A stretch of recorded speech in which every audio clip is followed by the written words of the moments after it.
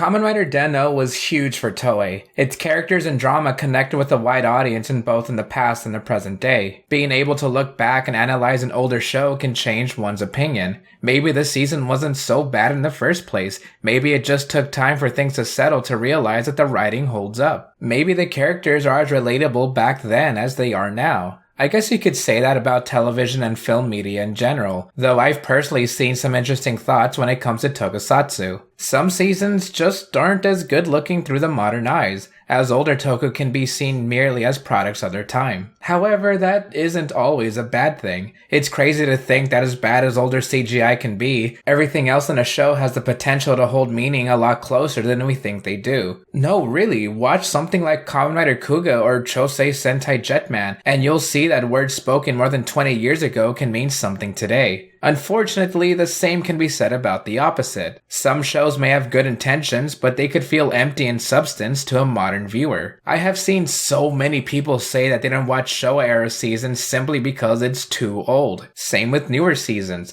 just because they have a lot of toys. I've actually seen people say stuff like that. Where is the line drawn between taking something too seriously and not reading between the lines? At the end of the day, Kamen Rider is a show aimed towards a younger audience. And yes, even Kuga. I personally like to go with, it's not that deep, because there's a huge difference between the writer's intention and what's shown on screen. I don't know if a writer's color is supposed to represent one's inner turmoil, and I don't need to know. I don't want to know. I just want a good and fun show. I feel like all this is important for me to say when giving a review, since we all know that the only opinion that matters is yours. I'm merely giving a recap with my thoughts, and I highly encourage discussion on what you think of the seasons I've covered. Although saying I'm wrong just because I have a different opinion than you isn't the way to do it, but I digress. So why all the long-winded explanation? Kamen Rider Kiva is interesting for all the right and wrong reasons. What was gonna follow up such a popular show like Den-O?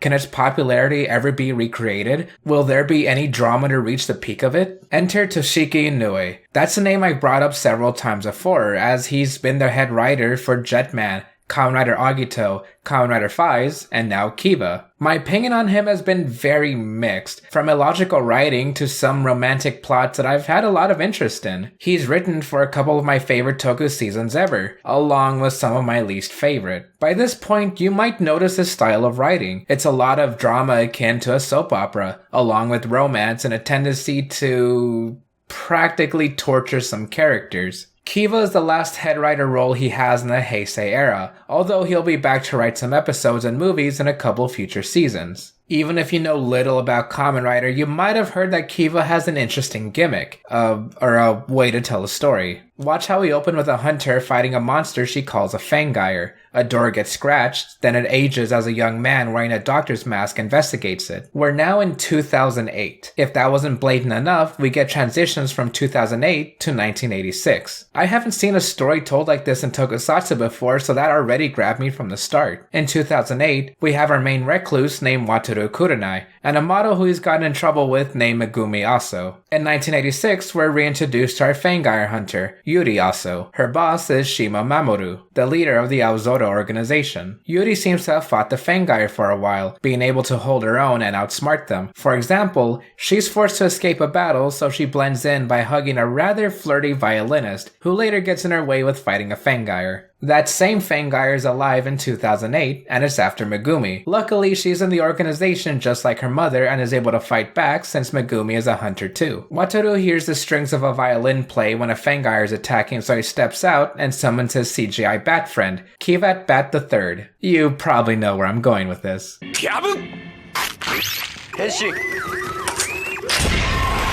While the vampire motif is pretty obvious, did you know that Kiva's helmet is more based off a jack-o'-lantern? It was officially stated in a later season, but I've seen people who just don't want to believe that for some reason. Same thing with Faiz being based off a shark, but I digress. You've most likely heard of how much the Kiva suit is praised. Finally, a vampire Kamen Rider, and a lot of people think it looks amazing. Just look at that helmet, that torso, that really cool rider kick, those chains. That caused suit actor Seiji Takaiwa a lot of grief. For some reason, real chains are used for the suit, and while that's an awesome idea, it's not so awesome having them sit on your shoulder while you do extensive choreography. Altogether, the suit plus suit actor were a whopping 98 kilograms, or 216 pounds. Wait, Kuga's total weight was 99 kilograms, and even more with Titan Form's 111 kilograms. What was the deal with Kiva's suit? It's all in the weight distribution. With real chains being used, what do you think had to hold him up? Kiva was very top-heavy, so much so that Seiji Takaiwa personally asked if something could be done about it, which we'll get to later. If you want some more fun facts, then Kiva says some trivia at the start of almost each episode. It's cute. I also want to bring up that Kiva has this really cool chopper. That's all, it's just a really cool rider machine. Oh right, Wataru defeats Fangires and their essences are eaten by a dragon building thing called Castle Doran. Within the castle resides the 3 armed monsters, who aren't important whatsoever except for this one not zonky looking fellow, who we'll get to in a bit. Real quick, I've seen comparisons of the armed monsters to the Imogen from Dan-O, and let me just say, no.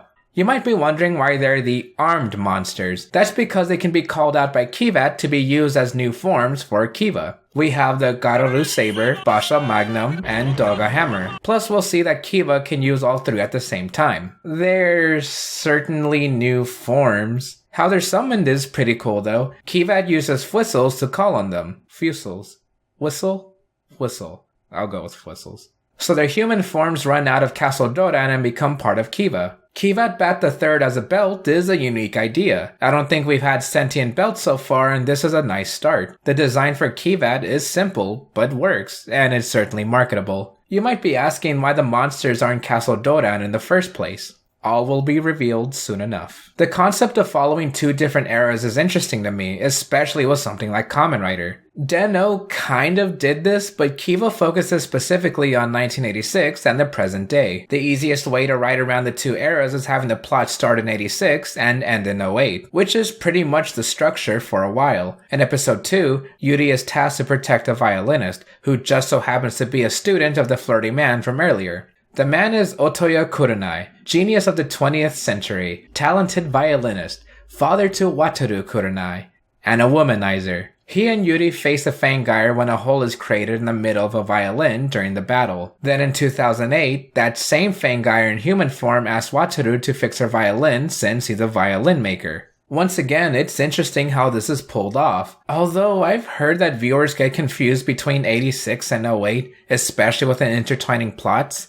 But really? It's nothing against anyone. I think the show does a pretty good job in conveying what time we're in. There are transitions that tell you, like a red card flipping the scene, a haze effect around the screen, and sometimes we get obvious visual cues like a newspaper showing the date or a dog getting older. I don't think it's that difficult to follow, even when the plot gets more complicated later down the line. Besides, we're told Otoya and the other characters aren't alive in 2008, so it's not like we can see them on screen and confuse them for being in the present. With Kiva around, Megumi tells Shima, who's still the Aozora organization leader in 2008, that she wants to fight without involvement from a bounty hunter named Nago Kaisuke. However, this Nago fellow is already miffed that Shima didn't tell him about Kiva, especially since Nago has been ready to use a certain rider system. Wataru witnesses Nago take down a criminal, so Wataru begins to look up to him, being reminded of his own father, Otoya. If only Wataru knew that Nago's main goal for the organization is to kill Kiva.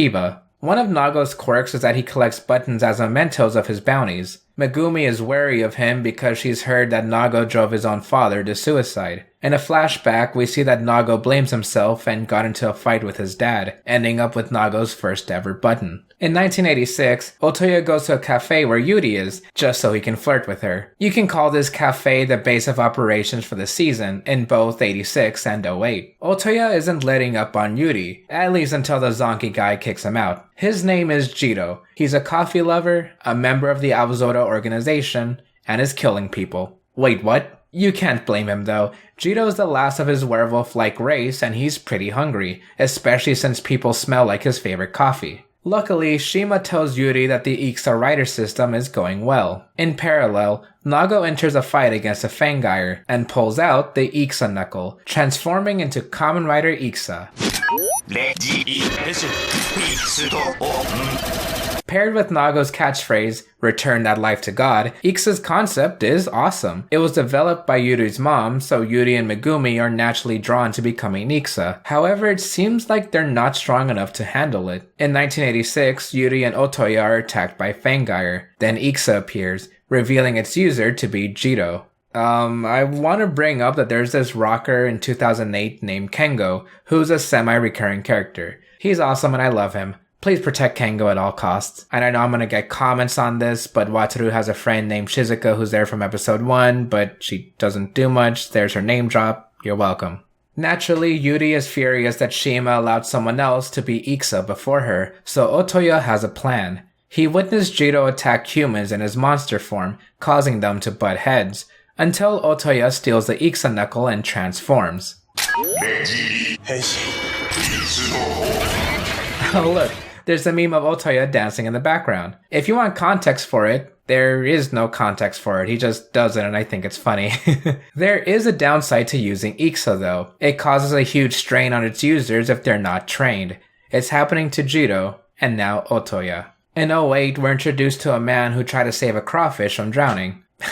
Wataru helps him out since the man has amnesia, but is hiding that he's a Fangire. Not just any Fangire though. Jiro and Yuri fight him in 86, when Jiro brings up that this Fangire is Rook of the Checkmate 4. His quirk is that he makes games for himself that involves killing humans, then he rewards or punishes himself. That kinda reminds me of the Grongi. Rook later regains his memories and transforms in front of Wataru. Our next member of the Checkmate 4 is shown back in 1986, when Otoya mistakes a woman for Yuri. He and Yuri are at a wedding to fight Rook and another Fangire, although the woman steps in front of Rook and executes a bride for breaking Fangire law. This is the Checkmate 4's Queen Maya, also the queen of the Fangires. Throughout the season, there's been a lot of shenanigans and romance. Otoya has been chasing after Yuri since the moment he met her, but it wouldn't be a Toshiki and Noe story without a love triangle, so we also got Jiro to be mixed into this. Plus, one of the other armed monsters likes Yuri for a couple episodes because haha comedy. Their rivalry went back and forth. Are they gonna kill each other? Help each other out? Will this lead to betrayal over their love? In episode 21, Jiro gives Yuri an engagement ring. Of course, Otoya isn't happy about it, but they all agreed to a dating party. Just like Wataru in 08. Wataru isn't the most outgoing person, so he's reluctant. A waitress accidentally spills food on him during the party and she runs off crying. Wataru comforts her and it seems like they're a lot alike, both shy to the point where they bought several newspaper subscriptions. It's an adorable budding romance between Wataru and Mio Suzuki. If you're wondering why Mio looks familiar, it's because her actress also played Mari in Kamen Rider Faiz. Wataru and Mio get closer for the next couple episodes, when a battle against a Fangire causes Mio to get injured. Wataru's emotions go crazy, awakening something inside Castle Doran, the Saishu power-up of the season in the form of another CGI-shaped friend, Tatsulot.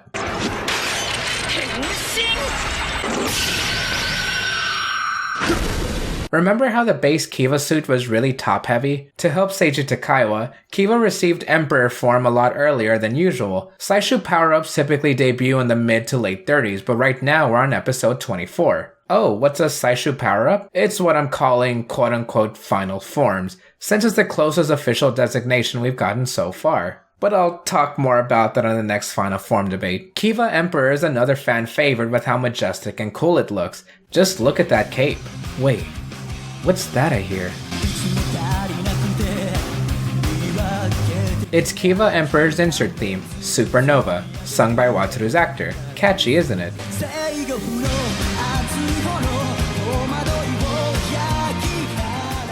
Well, let's get to the other songs, starting off with the opening, Break the Chain.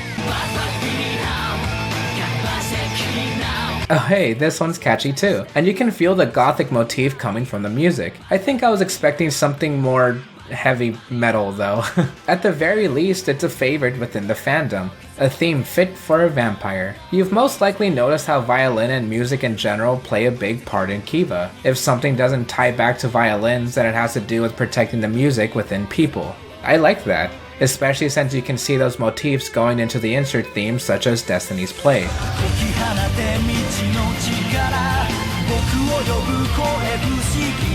In Kengo's debut episodes, we see him and his band practice Destiny's Play. It's a little meta, but I like it. Added bonus that Wataru sings this song too. Kiva's other armed monster forms gets inserts as well.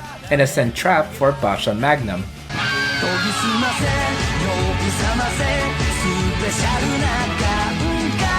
Shout in the Moonlight for Garoru Saber.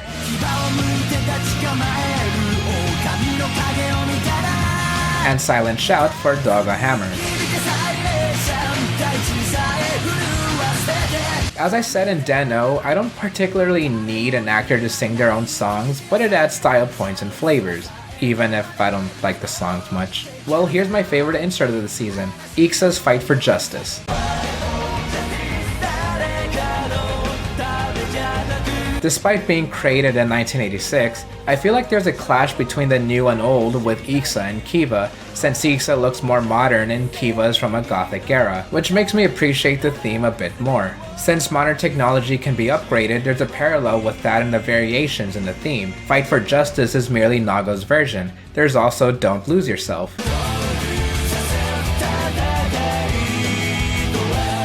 And one sung by Wataru called Individual System.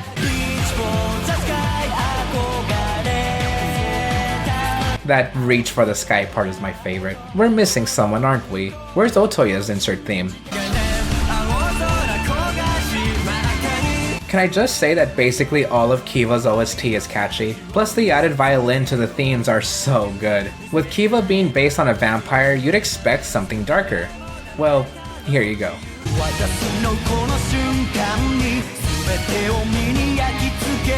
Castlevania, anyone? I didn't want to bring this one up just yet for spoiler reasons, but I'll play quickly so the comments don't ask where it is.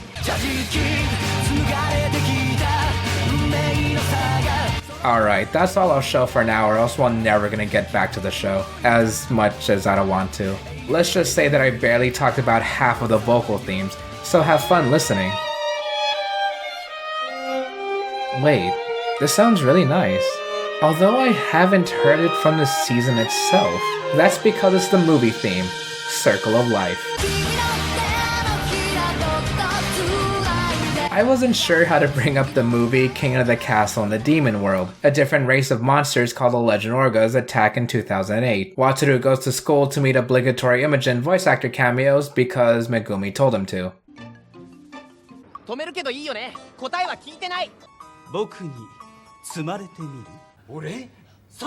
A criminal escapes from prison who turns out to be hiding a Fangire. Our movie exclusive writer is named Kamen Rider Ray, whose user is named Shiramine. Ew. Wataru gets the bright idea to use Castle Dodan's Door of Time to travel to 1986 because of stuff to stop the criminal. Shenanigans with Otoya, Yuri, and Wataru. In 2008, we find out that Shiramine is evil. Whoa. He sold his soul to the Legend Orgas. Fight, fight, fight. The crew ends up in the criminal's castle because he's evil and that's just what evil people have. Wataru gets turned into a CGI bat called Flight Form. Ill. He learns the power of family. Yuri and Megumi team up to finally become Ixa. The criminal turns into Kamen Rider Arc. Ill. Helmetless scene with Otoya. Final battle scene. Arc's bat tells me to go to hell. Wataru and Otoya play violin together. They say goodbye. Imogen shenanigans to promote their new movie that I already covered in Den-O, Circle of Life, the end. After all of Den-O's movies basically being canon with one possible exception, Kiva's movie is considered non-canon. I'm gonna spoil something real quick as to why I don't think it's canon, and I'll do that in 3, 2, 1. Wataru meets Otoya and Jiro later in the season, acting as if the film never happened. Spoiler over, that's alright. I didn't like the movie anyway. I actually prefer the net movies, Queen of Hell's Castle. What the? Alright. Back to the show, I guess? Otoya and Yuri have been getting closer, going on actual dates and generally doing couple things. However, Otoya meets with Maya again. And again, and again, despite knowing that she's a queen of the Fangires. On the opposite 08 side, Mio sees that people around her are getting killed. The next Checkmate 4 member, Bishop, walks up to her announcing Mio as queen. Gasp! Mio is a Fangire? Oh no. Episode 27. Shima gives Nago a power-up for Ixa since Nago's been training. So Naga fights a Fangar and becomes Ikusa Rising. That's it. For something just as abrupt, Wataru brings up a childhood friend named Taiga. In 1986, Bishop tells a baby Taiga that his mother is here for him. Oh, and during a fight, Naga witnesses Wataru get out of his Kiva form, but he's cool with it. Meanwhile, Mio is taken to meet the rest of the Checkmate 4. There's Bishop, Rook, and now their new king. An interesting effect that works with two different eras is how fights sync up. In 1986, Otoya lets Yuri use the Ikusa knuckle to fight Rook. In 2008, Nago hands Ikusa over to Megumi to finish Rook for good. It's pretty cool. And Rook's dead now. Checkmate 3. Elsewhere, Wataru chases after a criminal but gets beaten up. Then a man steps in to help Wataru. The man plays in a stand just like how he and Wataru used to do as kids. Taiga has returned, and as king of the Fangires. Weirdly enough, his actor plays a completely different character in the movie and it's never addressed. I guess Shiramine is just Taiga 1.0. If there's a king, then he must marry a queen, so he declares he and Mio as engaged. Taiga is the president of a company and tells Wataru of his engagement, so he's invited to meet his fiancée for lunch. Then the room stops when Wataru and Mio notice each other. The king executes Fangires just like the queen, except Taiga is also a Kamen Rider, Saga. And his finisher is just as freaking cool as the suit. Taiga noticed that Mio has been acting strange since meeting Wataru, though Bishop assures Taiga that he's still worthy of the dark Kiva armor. Meanwhile, a weapon called the Zanbat sword has appeared within Castle Doran. Only the person destined to have it can pull it out of the wall. Queen Maya is still alive in 2008, but she lives in a cave and gets visited by Bishop. The only one who could have granted the Kiva powers is her, so Bishop wants to know which human she passed the powers to. Mio, Wataru, and Taiga's love triangle tightens as the two riders decide to face off without knowing each other's true identities. Then Mio confesses to wanting to be with Wataru over Taiga. In 1986, Queen Maya picks up baby Taiga and says hello to the Fangire king, the one holding onto the Zanbat sword. Oh look, there's a meme of Nago having a funny shirt. I feel like funny shirts are a premonition of something. After another battle, Taiga and Wataru find out who each other are, though now it's got more complicated as Bishop tells Mio that it's her destiny to kill Kiva. Taiga visits Maya, the now former Fangire queen, for answers. She left Wataru to live alone to protect him from his lineage. Otoya is a man true to himself, but Yuri's had her suspicions ever since Otoya met Maya. Throughout the season, Wataru's been learning about Otoya, including some stories about how he's ruined the lives of certain people. However, Otoya has always wanted to protect the music within people's hearts. The one thing he couldn't do is stay with Yuri. He cheated on her with Maya, making Wataru an heir to the title of king, and being Taiga's half-brother. Wataru as king also means that he is half Fangire, which puts him in the sights of the previous king, who can transform into Kamen Rider Dark Kiva.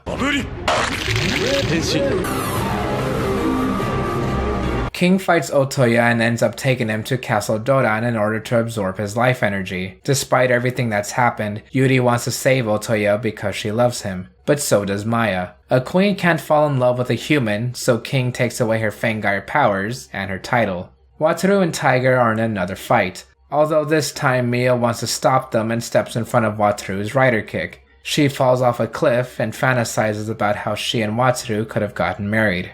Mio Suzuki, the queen of the Fangires, is now dead.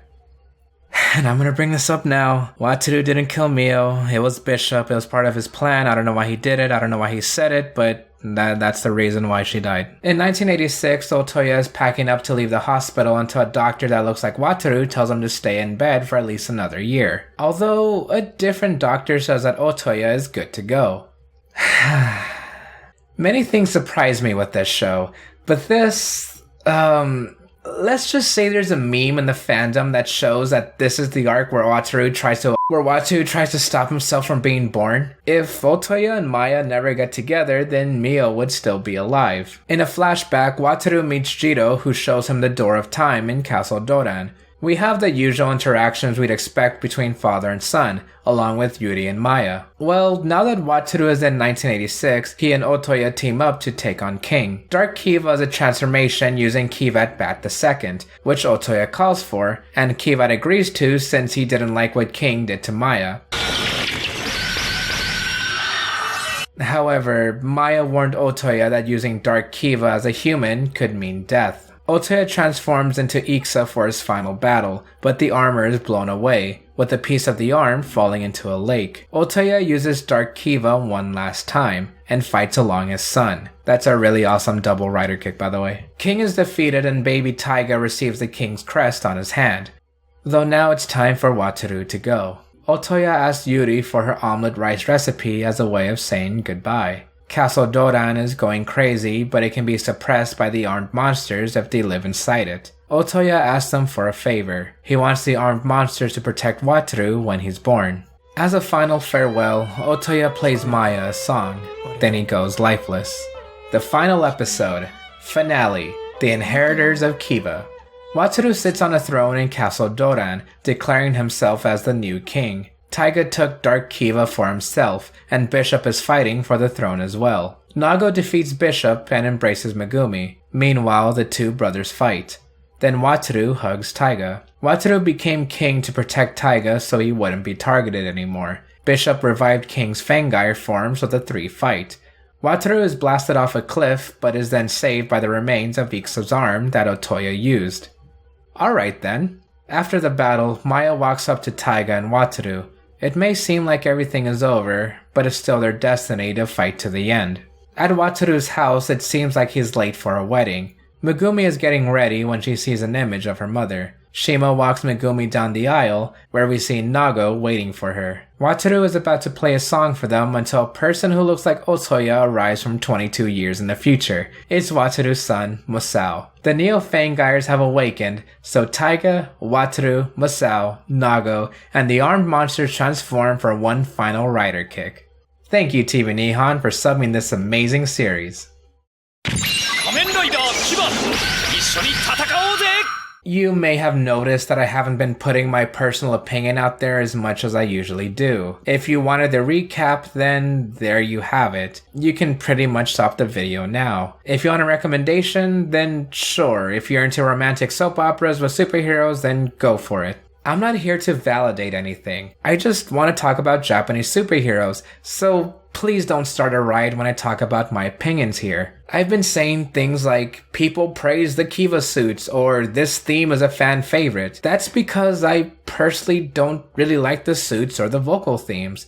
Very shocking, I know. I got the same reaction when I told my friends in a voice chat. Kiva's base suit is in so many top 10s, top 5s, even top 3s. Yeah, I guess the design is good, just not my thing. Same with Kiva Emperor, Iksa, Dark Kiva, and Arc. I personally don't like Rei or Iksa Rising at all. Saga is pretty cool, mostly because the stained glass motif is awesome, which can go with the Fangires. I think their designs are beautiful. Horrifying, yes, but very creative. The music is catchy, but catchy doesn't automatically mean it's good. That's just a single positive point. I like individual system, only barely. I'm really sorry, everyone. I don't mean to disappoint you, especially with Kiva being a popular request. I understand that if Kiva was your first show, then you'll have a bias towards it. I get it. Honestly, I really get it. My whole thing against Kiva is that I was overall disappointed. Probably the most disappointed I've been in a Toku show.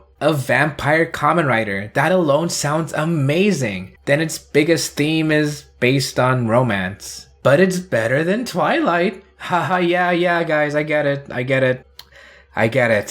Well, let me give more of my thoughts. But as I said before, if you want to stop the video now, then I understand because I don't have the most positive things to say. There's a love triangle with Otoya, Jiro, and Yuri in 1986, Wataru, Taiga, and Mio in 2008. Parallels in a story like this is definitely the way to go. It's a great concept.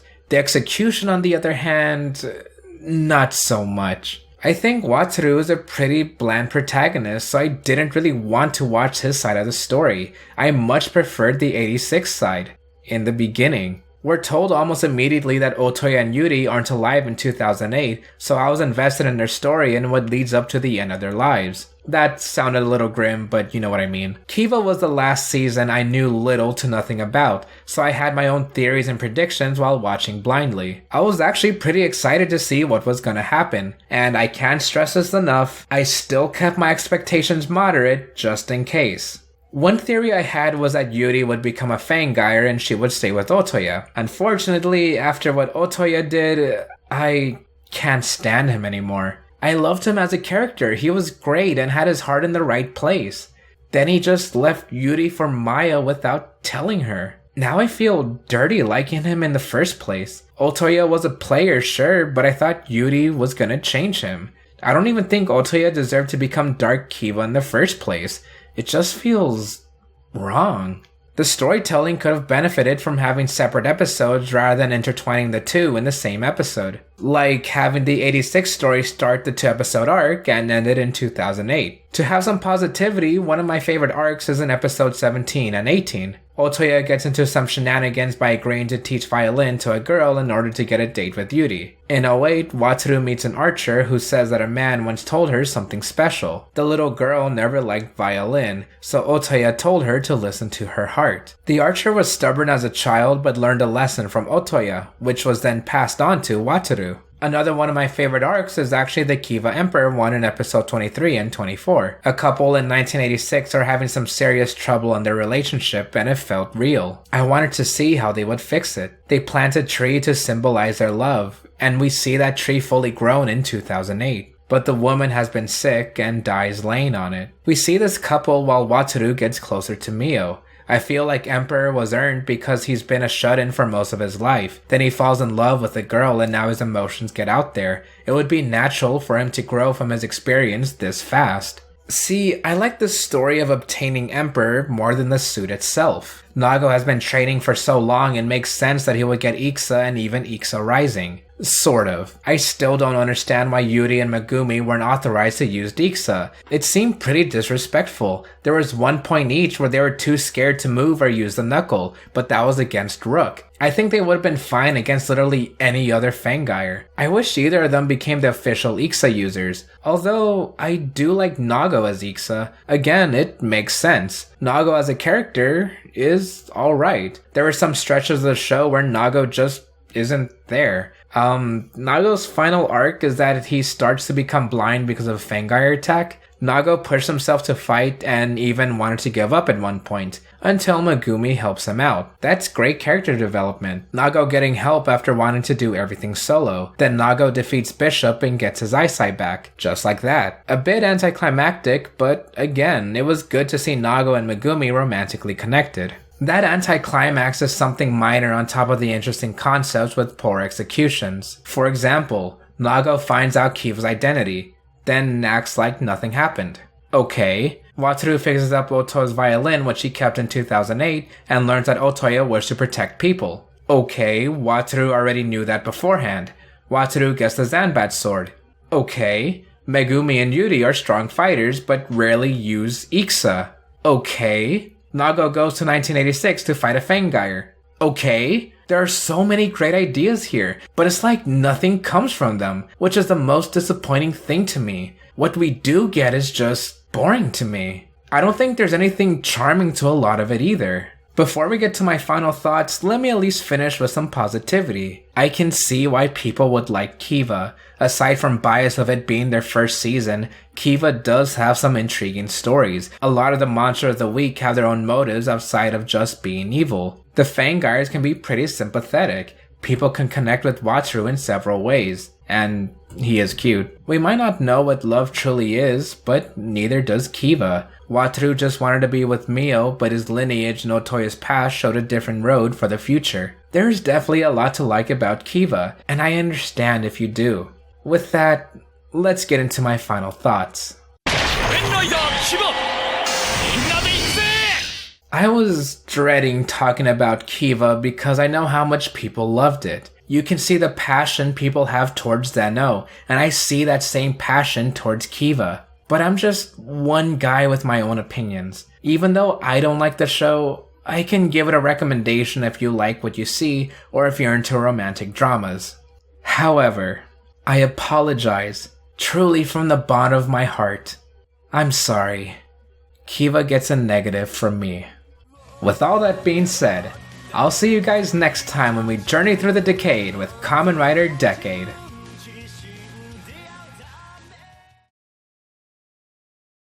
俺は誰よりも強い。